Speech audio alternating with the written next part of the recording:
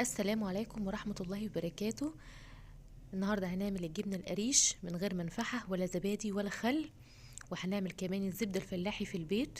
اتمنى بقى تعملوا لايك وشير وسبسكرايب للفيديو والقناة على اليوتيوب، وتفعلوا جرس التنبيه عشان يوصل لكم اشعار بكل جديد. هنعمل الجبنة وكمان هنعرف الكمية اللي معانا، هتطلع جبنة وقشطة قد ايه، وهيطلع من القشطة قد ايه سمنة. هنعرف كل الكمية اللي عندنا اللي هتطلع من كمية اللبن اللي عندنا كله في خلال الفيديو. اتمنى بقى تعملوا لايك وشير وسبسكرايب للفيديو والقناة على اليوتيوب، وتفعلوا جرس التنبيه عشان يوصل لكم اشعار بكل جديد. احنا معانا 4 كيلو من اللبن الجاموسي كامل الدسم. طبعا اللبن اهم حاجة، لازم اللبن يكون كامل الدسم ومن مصدر موثوق منه. انا شارياه من الفلاحين، من عند الفلاحين، فانتي لازم لما تيجي تشتري لبن تكوني واثقه منه ان هو كامل الدسم عشان يديكي خير كتير. فهنا اشاري 4 كيلو لبن جاموس. اول حاجه هنعملهم ان احنا هنصفي اللبن بتاعنا، لان احنا جايبينه من الفلاحين على طول، فاحنا لازم نصفي اللبن بتاعنا بالشكل ده كده. وما تيجي تصفيه لازم ترفعي الازازه اللي انت شاريه فيها او العلبه اللي انت شاريه فيها، لازم ترفعيها لفوق كده علشان يعمل رغاوي على الوش. اللبن ينزل يعمل رغاوي على الوش، والرغاوي دي بتكون القشطه. ولازم يتصفى كويس علشان ما يكونش فيه اي شوائب بعد كده. بالطريقه اللي انتوا شايفينها كده، انا حاطه مصفى وحاطه فوقيها شاشه مخصصاها للبن بس. وزي ما انتوا شايفين انا رافعه العلبه اللي محطوط فيها اللبن لفوق، على اساس ان اللبن لما ينزل يعمل رغاوي على الوش بتاع اللبن او العلبه اللي انا حاطه فيها.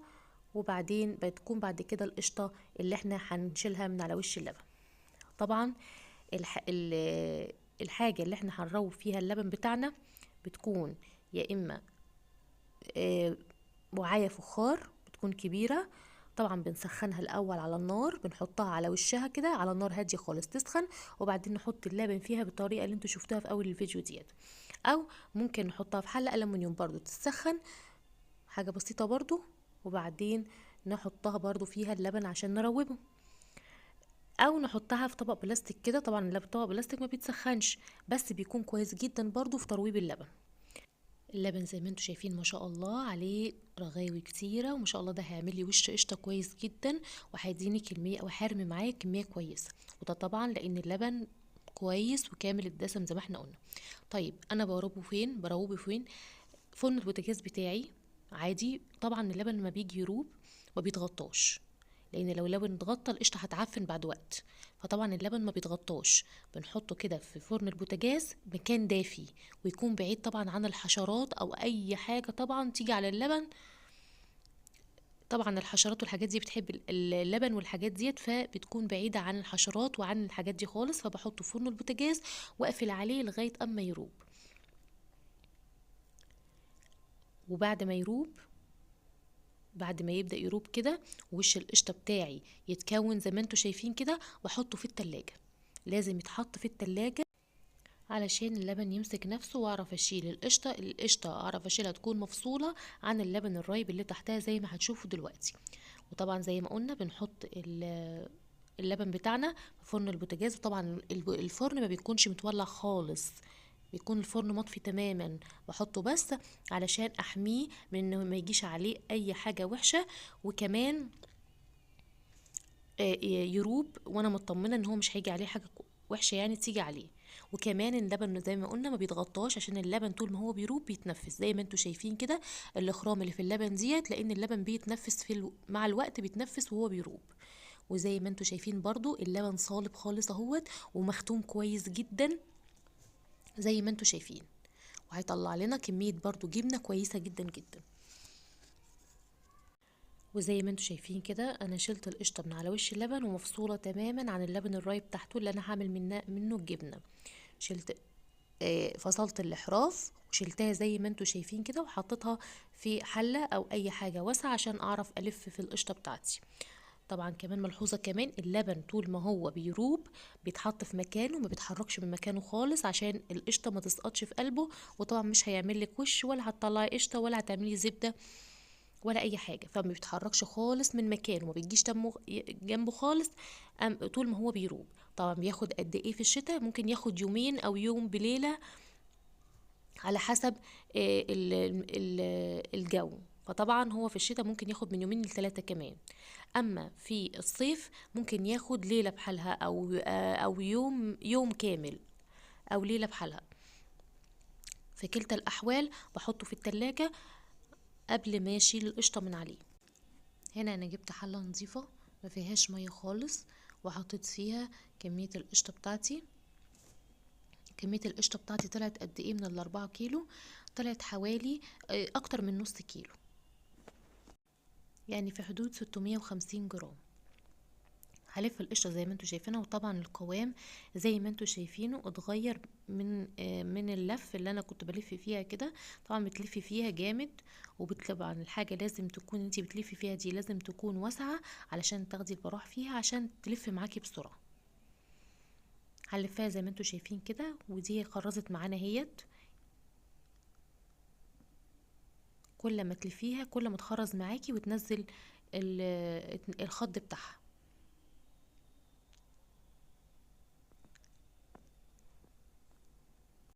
واما تنزل الخط بتاعها خالص طبعا هتكون الزبدة لمت معانا، هتلم معانا ونلمها على بعضها. وطبعا بننقل الخض في حاجة تانية، وطبعا بنعجن بيه جميع المخبوزات، قرص، رقاق، عيش. بتديها طعم، وريحة السمنة البلدي بيبقى طبعا تحفة جدا. طب في سؤال ممكن يجي، ممكن يقولك ان اللبن عمل وش قشطة بس لسه اللبن سايل شوية من تحت. طبعا انا هشيل وش القشطة بتاعه، وناخد اللبن اللي لسه بيروب تحت ونحطه في الفرن. بنشغل الفرن حوالي من قبلها 10 دقايق وبعدين نطفيه، وبعدين نحط اللبن فيه. طبعا هيصلب ويمسك نفسه وهيكون حتة واحدة بس. وممكن كمان اخد الحلة اللي انا حاطه فيها اللبن واحطها على نار هادية جدا، على زي الشمعة بالظبط. النار تكون عاملة زي الشمعة، احطها على النار حبة صغيرين لغاية برضو ما الجبنة تمسك نفسها او اللبن يمسك نفسه ويصلب ويبقى حتة واحدة بس. وبعدين اطفي النار واحطه في الحصيرة، احطه في الحصيرة على طول. هنا الزبدة لفت معايا اهيت ولمتها على بعضها، واللي اتبقى الخض بتاعي اهو زي ما انتوا شايفين. الخض تحت ده طبعا ما بيترميش، بنعجن بيه المخبوزات زي ما انا قلت لكم. هنا الزبده اللي معايا دي طلعت 500 جرام، والخض ده بيطلع حوالي 100 جرام.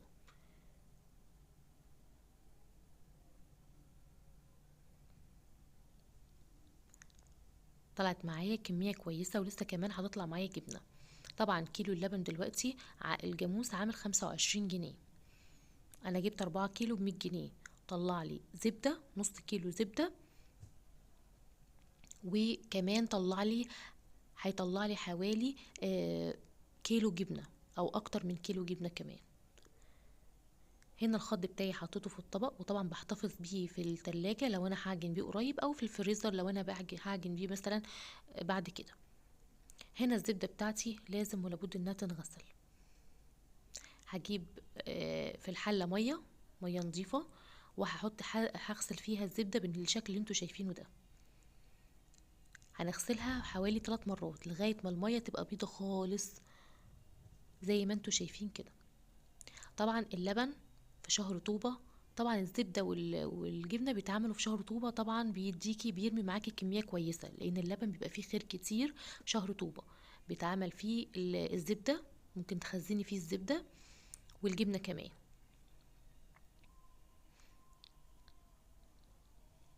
زي ما انتوا شايفين اهي الزبدة طلعت معانا جميلة بعد ما غسلتها 3 مرات لغاية ما المية بقت شفافة خالص. طبعا هحطها شويه في التلاجة تمسك نفسها بس عشان انا مش هعرف احطها دلوقتي في الكيس. وبعديها اقوم حطها في الكيس واحطها في الفريزر لغايه ما احوش كميه، وبعدين بسيحهم مع بعض. هنا نيجي بقى للجبنه بتاعتنا. هنجيب الحصيره بتاعتنا ونتني الاطراف بتاعتها كده من الجناب، وهنحط تحتيها صينيه كبيره او صينيتين زي ما انا حاطه كده، طبعا عشان بتنزل شرش. هنفردها كده زي ما انتوا شايفين، وبعدين نجيب اللبن اللي هو خاتم معانا كويس جدا، وده طبعا دليل على ان اللبن نظيف وكويس ومش طالع منه اي شرش اهوت، واللبن صالب وماسك نفسه. هنبدأ ان احنا نحطه في الحصيرة زي ما انتوا شايفين. ما شاء الله اللبن خاتم كويس جدا. حطينا اللبن في الحصيرة بالشكل اللي انتوا شايفينه دوت، وهنحط عليه حوالي معلقة كبيرة من الملح. طبعا الملح بيساعد ان الشرش او المية اللي فيها تنزل، وطبعا بتديها سنة تمليحة صغيرة يعني. هحط الملح فيها واقلبها كويس بقى، وبعدين هلم الحصيرة عليها كده علشان احاول ان انا هي تنزل جزء كبير من الشرش بتاعها قبل ما ان انا اعلقها على اي حاجة. هتغرق الدنيا طبعا من الشرش بتاعها، فبتصفي الشرش بتاعها الاول. كمية الشرش بتاعها الكبيرة هتصفيها هنا، وبعد كده تبقى تتعلق وتصفي الباقي منها. هنفضل ان احنا نجيب الطرفين على بعض كده علشان نساعدها ان هي تنزل الشرش، وكمان تاخد شكل الحصيرة، وتتلم كمان الجبنة على بعضها ما تبقاش مفرولة معايا. طبعا انتي عايزة على حسب ما انتي عايزة خرطة الجبنة. عايزة خرطة الجبنة مثلا كبيرة، هتوزعيها في مساحة اصغر من دي شوية، يعني مش هتخليها في مساحة كبيرة. عايزاها متوسطة زي اللي احنا هنعملها وحجمها كويس، هتوزعيها بالحجم اللي انت شايفاه دوت. والحصيرة دي ممكن تشتريها، بتتباع في الأسواق طبعا عادي جدا، بتتباع بشكل يعني بتبقى منتشرة في الأسواق. وطبعا بعد ما تشيلي منها الجبنة بتتغسل كويس وبتتحط في الشمس علشان ما تعفنش منك. هنعمل فيها كده شوية بس لغاية ما تاخد شكل حصيرة، وكمان تنزل الشرش اللي فيها. هنسيبها شوية كده ملفوفة ونحط عليها حاجة تقيلة من فوق.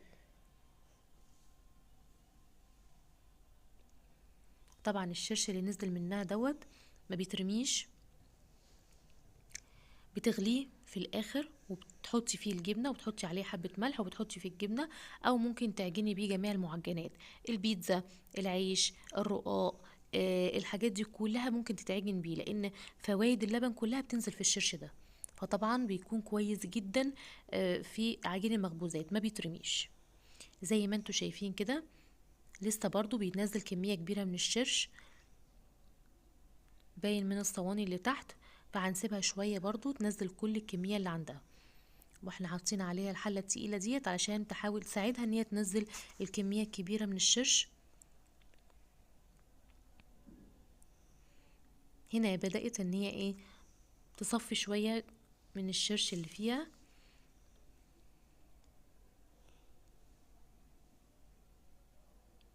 الجبنه معانا ما شاء الله جميله ومتماسكه، وده دليل ان اللبن مصدره كويس وخيره كتير.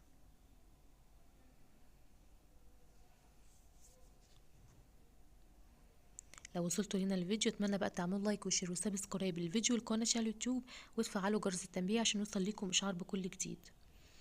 هنسيبها شويه كمان كده. خلاص بقى هي نزلت كميه كبيره من الشرش. هنعلقها.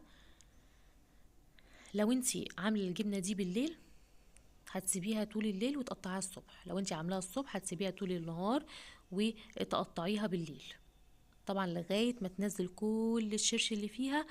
وكمان تقدر ان هي ايه تقدر ان انتي تقطعيها ما تكونش مفروله منك.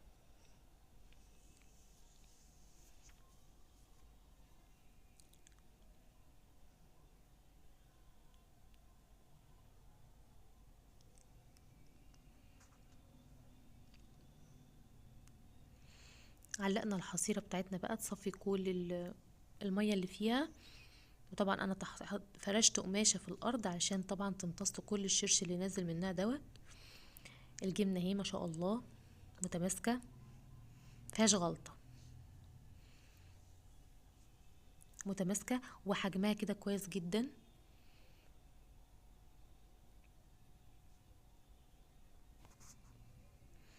هنا الجبنة بتاعتنا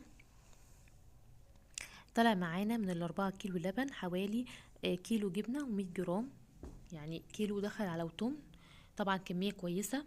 كيلو الجبنة دلوقتي عامل حوالي 80 جنيه. فهنقول ان هو كيلو جبنة ب80 جنيه، وطلع معانا نص كيلو زبدة فلاحي، والزبدة الفلاحي الجاموسي طبعا بتبقى عاملة حوالي 250 جنيه دلوقتي. فطلع منها كمية، طلع من ال4 كيلو كمية كويسة، وطبعا ال4 كيلو دول احنا شارينهم ب100 جنيه بس، فطلع منه انتي وفرتي وعملتي حاجة نظيفة في البيت. وكمان مكلفتكيش كتير. هنا هنقطع الجبنة بتاعتنا كده زي ما انتوا شايفين. عندي خطوط هنا في الحصيرة، هقطع الجبنة على مقاسها، وطبعا على المقاس اللي انت عايزاه براحتك. طبعا شايفين الجبنة، قطعة الجبنة متماسكة وفي نفس الوقت طرية جدا، عاملة زي القشطة بالظبط. طبعا اللبن في طوبة بيبقى جميل جدا وبيطلع خير كتير، بس بداية من أمشير، من شهر أمشير كده بيبدأ اللبن يبلع القشطة بتاعته، فالجبنة بيكون طعمها أحلى بكتير. يعني في الفترة ديت أما تيجي تعملي جبنة، انا لسه كنت عامله جبنه قريب، فالجبنه بيبقى طعمها جميل جدا، وطبعا شكل اللبن وهو رايب بيختلف تماما، يعني بيختلف شكله، ما بيبقاش فيه اللي هو الخرام دي بتاعت اللبن ديت، لان اللبن بيبلع القشطه بتاعته. ما بيديكيش قشطه كتير، بس بيديكي جبنه طبعا طعمها تحفه، عامل زي القشطه بالظبط. فطبعا كل وقت وليه اختلاف سبحان الله في شكل اللبن والطعم بتاعه، سواء هتعمليه جبنه. هنا بقى عندنا الجبنه بتاعتنا او الكميه اللي طلعت معانا ديت، هنحطها في علبه بلاستيك عشان نحفظها في التلاجة. هنحط عليها الشرش بتاعنا زي ما احنا متفقين، ممكن نغليه ونحط فيه معلقه ملح ونسيبه يبرد خالص، وبعدين نحطه على الجبنه دي تحفظه فتره كبيره في التلاجة.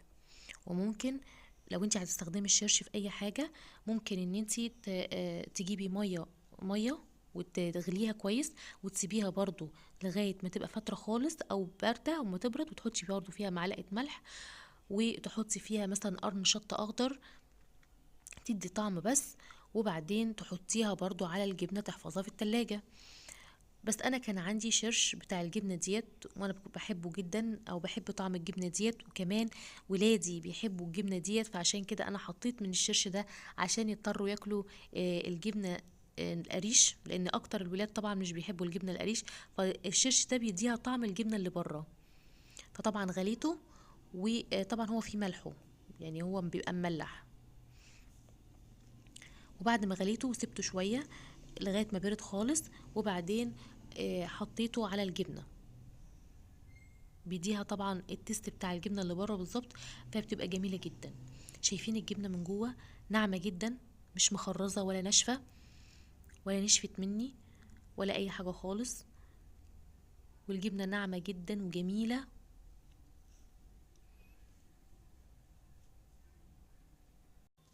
في سؤال ممكن يتسأل، يقولك ممكن اخزن الجبنة؟ ممكن تتخزن في الفريزر عادي، بترصيها كده وبعدين بتغطيها بكيس او بحاجة وبتحطيها في الفريزر، ولو عايزة تاكلي منها في اي وقت بتطلعيها من الفريزر وتسيبيها تفك خالص وبعدين تاكلي منها عادي. وبرضو ممكن تتخزن في الفريزر بدون ملح، تتعمل بيها اي حلويات، ممكن تدخل في الحلويات زي الجبنة الكريمي بالظبط، بيكون طعمها تحفة جدا.